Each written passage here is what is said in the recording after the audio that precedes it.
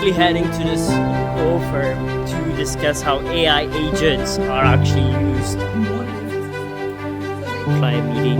We came up with a cost estimate, which was at the Long Island Railroad Station. So I was visiting family in Long Island. So Long Island is like an hour to 2 hours away from the city, and the trains are kind of different. They're fancier, but you know, it's something outside of the city, and it's actually nice coming here during the summer because it's, you know, a lot of beaches, a lot of trees. It gives out, you know, a different feel compared to the city.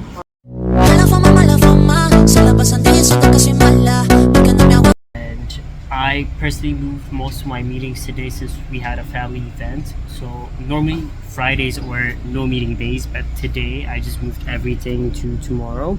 And currently I'm headed to an AI agent event. So it'll be at a law office around Grand Central, and you know, we'll be discussing how lawyers actually use AI agents, what are the use cases for the lawyers. So I'll probably take you guys there. And then the other exciting thing is tomorrow we're also having a follow-up meeting with our potential clients for the real estate AI, you know, this property risk checker where you can put an address and then you'll get instantly risk, like a risk score telling you whether you should buy the property or whether you should not buy the, you know, if it's a risky or not property. So we're having that meeting tomorrow with that potential clients. So it's an exciting week.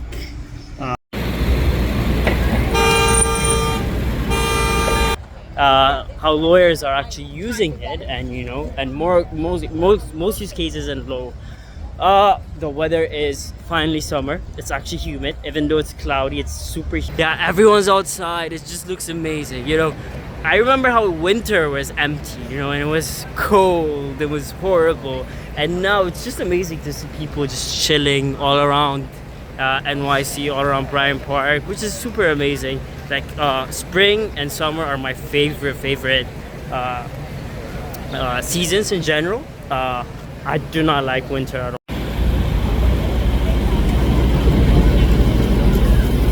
Calls Enterprise Bot this morning. So Enterprise Bot is a company that is based in Germany, but they've been in this AI conversation space for the past 5 years. And what they do is they have clients like DHL, Dubai airports. They provide conversational AI, like, you know, those AI that talks to you on the phone, like customer service emails, customer service bots on websites.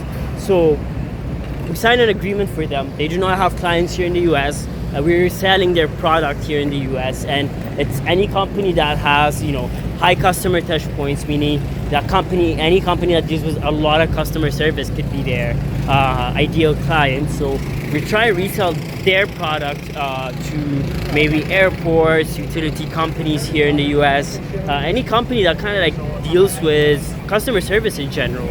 And yeah, that has been the aim. We're doing webinars with them.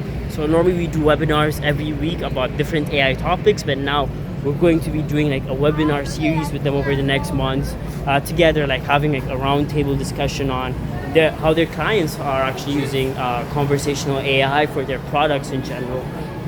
So it's super exciting. It's the law firm called Arendt Folks Shifting out to the 42nd floor.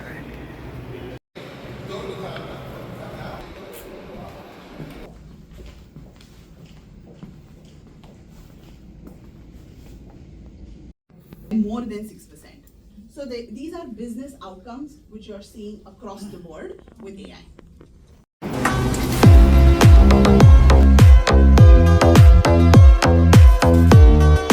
To another day of building an AI consulting company / engineering company.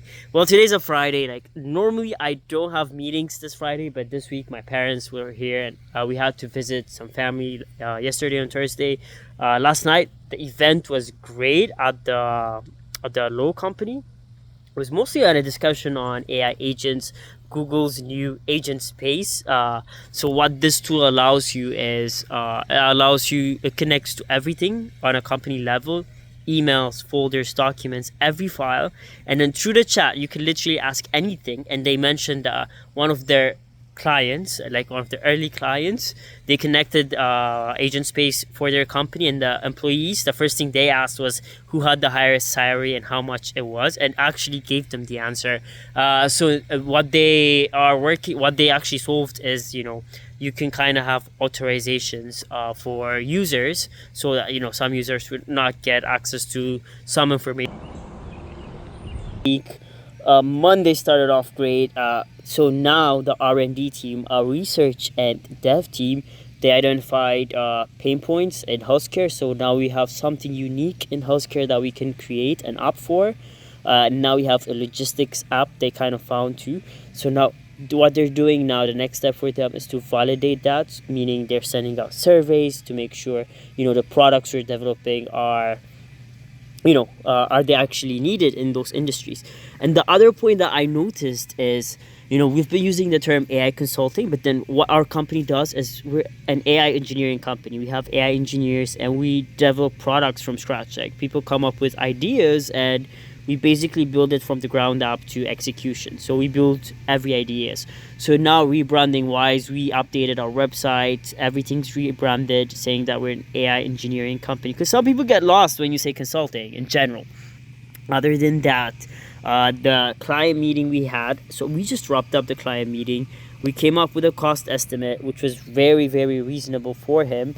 Also was a workload estimate, meaning that how long this project might take. Like, the most important, so today I had interviews for senior AI engineers, and I think I found 2 super interesting candidates. But then other than that, one of the things we're doing is we're going to restructure the way our company is structured. So over the past 4 or 5 months, we've hired senior people, like people who were CMOs at big companies, people leaders at big companies, and we had a very clear structure, and that was definitely reducing our speed. We had exec meetings, a lot of back and forth in meetings, and less execution. And as a company right now, we're definitely we're basically breaking what we built in general in terms of structure.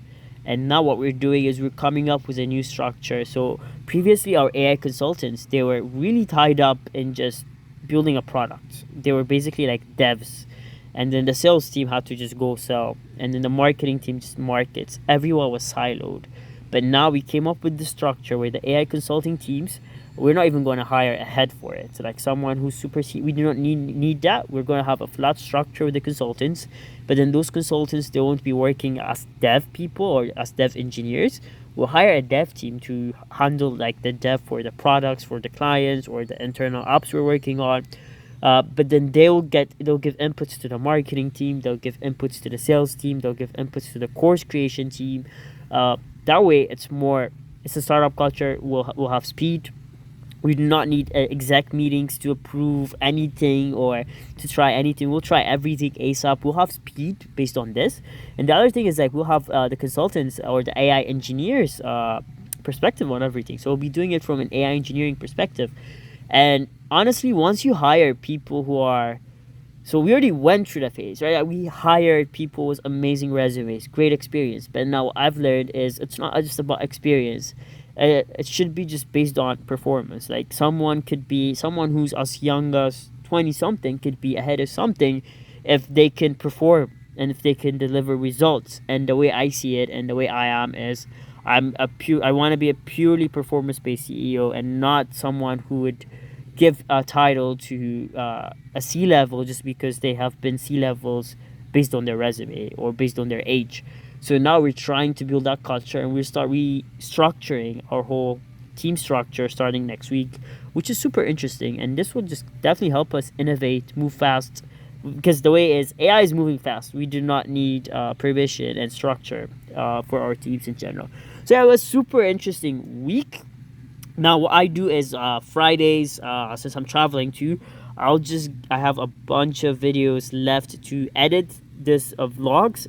So after it's a Friday, I'll go over the weekly analysis, kind of see what happened last week, kind of schedule my calendar for next week. It's mostly scheduled, but then just making sure how everything aligns, what tasks are missing, and then once I'm done with that, I'll go over and edit the YouTube videos.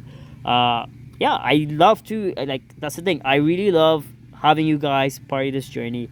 And the way why I'm doing this is I want to have you guys part of our journey, how we built GenAIx. The wins we had, the losses we had, the trials we had, the trying we did. It's more of like documenting that journey is super important. We really want to have you guys involved in this, process of building an AI engineering slash consulting company in general. So yeah, let's get off and do the editing.